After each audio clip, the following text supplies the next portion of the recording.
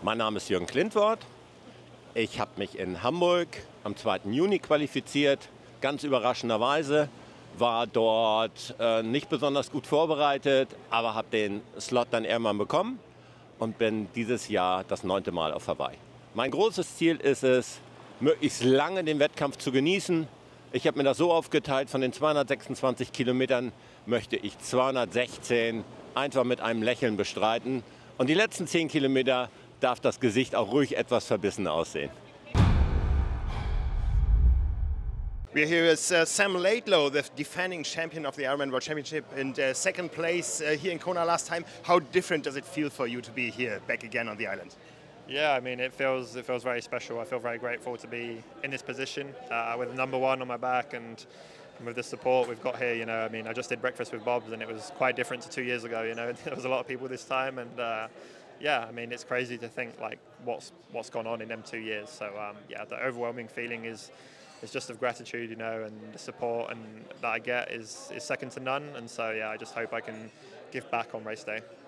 If you look back to the race 2 years ago, how much changed since then?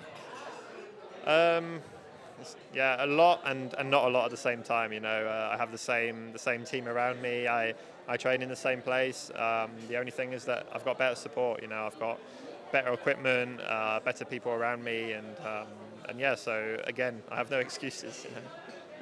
You have a bike now. Last time you didn't have even a bike sponsor. How long did you work with Canyon?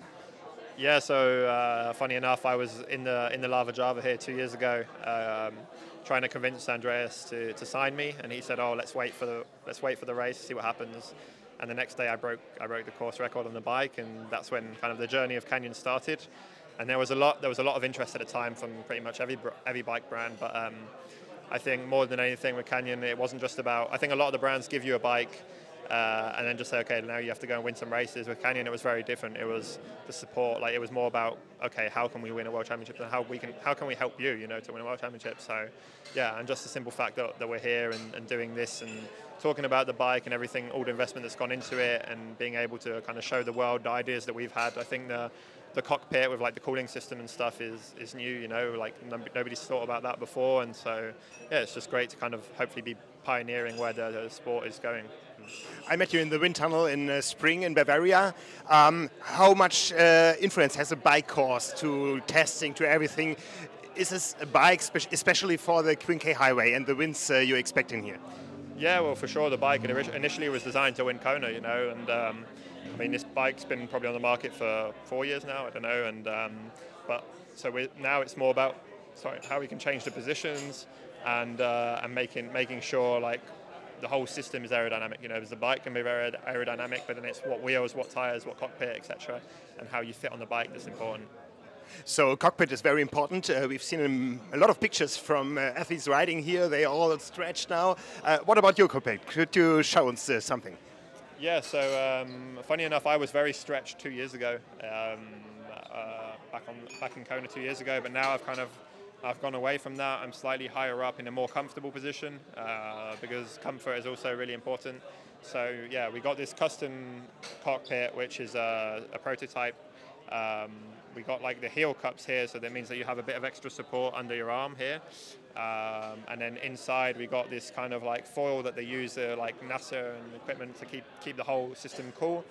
And these pads, which when wet, basically they stay cool as well. So obviously now, kind of with everything being so covered, our arms don't get the air as much. But this is a good solution to kind of keep it cool. And even the pads here, even that like, once they're wet, they'll be cool as well. So yeah, a lot of small details that have gone into this bike. And I mean, everything has been thought through. You know, like exactly how this bottle placement is. You expect to be thirsty. Yeah, I mean, yeah, that's my biggest challenge in the race is drinking enough. I have a very, very high sweat rate, and yeah, so I'll probably aim to drink over 2 liters an hour during the race, which is a lot. Yeah, that's quite a lot. What competition do you expect on the bike course here? I think a lot of people want to ride very, very fast. Some people expect when the weather is good, we can see a sub 4 hours bike ride here. What do you expect? Yeah, I mean, I'm certain that I could do a sub 4 hour bike ride if we had the same conditions as 2 years ago. but we got very lucky 2 years ago. So yeah, I think, and also this year's a bit different. I think there'll probably be some guys like Robert who would probably be going for the bike course record, more than like a result. So I think that'll be interesting. It'll be good to have that dynamic in the race.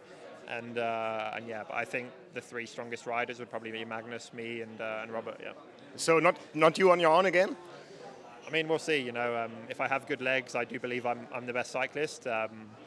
But yeah, you don't know how your body's going to show up on the day. And for instance, in my last race in Ibiza, I didn't feel too good on the bike, and I managed to run very well off of it. So now I feel like I'm a bit more complete than I was, and that I can kind of play my cards differently. I feel like I'm probably the only guy that's not dependent on how the race goes. Like I feel that Magnus is probably dependent on how the swim goes. Christian is dependent on how the bike packs kind of form. Same with Patrick. For me, it's more about doing my own race and turning the race into a time trial as much as possible. Not your cockpit is only new. You also have a new device at the end, the Race Ranger. How will that affect the race in the leading positions? Yeah, I mean, Race Ranger is a great idea.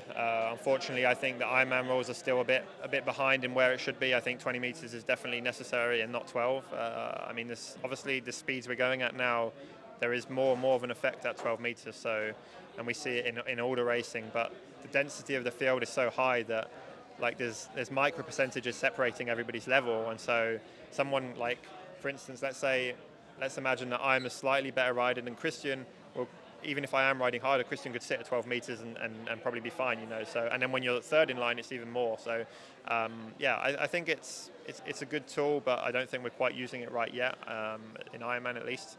And I think it will take time. Yeah, but I don't know. Let's see. But after the bike, there's still a marathon. How did you improve in the running since last year, since 2 years? I just ran more. Just ran more because, yeah, my goal, I think what most people don't know about my whole career, my dad's philosophy was for me to kind of really be at my peak when I'm like 27, 28. We knew that that's about the time it would take. And last year and the year before, I got to the level I was at, but I still wasn't training that much, trying to leave room for improvement. And so, yeah, I mean, I think it was after I saw Blumenfeld's run in Hamburg, I was like, right, okay, let's get down to running, and I ran like, I can't remember, I think it was like 40 days in a row or something, like without fail. And I got to a certain level there, and then I implemented some kind of some strength and plyometric work, which also helped. But yeah, so far it's proven over the T100 distance, but yeah, we need to make sure that also translates to 42K because a lot can happen in that distance. So you're looking what the others are doing. Did you shut Strava down this week here, or is it still interesting what the others are doing? To be honest, I think I've logged into Strava maybe twice this year. Like I don't follow many people on Strava, and the only reason I went on it was to see like what my times were compared to 2 years ago. That's probably the only time I've logged into Strava. And but yeah, I mean also just kind of switching off Instagram this whole month, and not really focusing. So yeah, I have no clue what the others are doing. Sometimes like my brother would say, oh, so and so did this, or so and so said that, and I was like, okay, cool. So defending the title is the more important thing. Good luck for that, Sam Laidlow. Thanks very much. Appreciate it.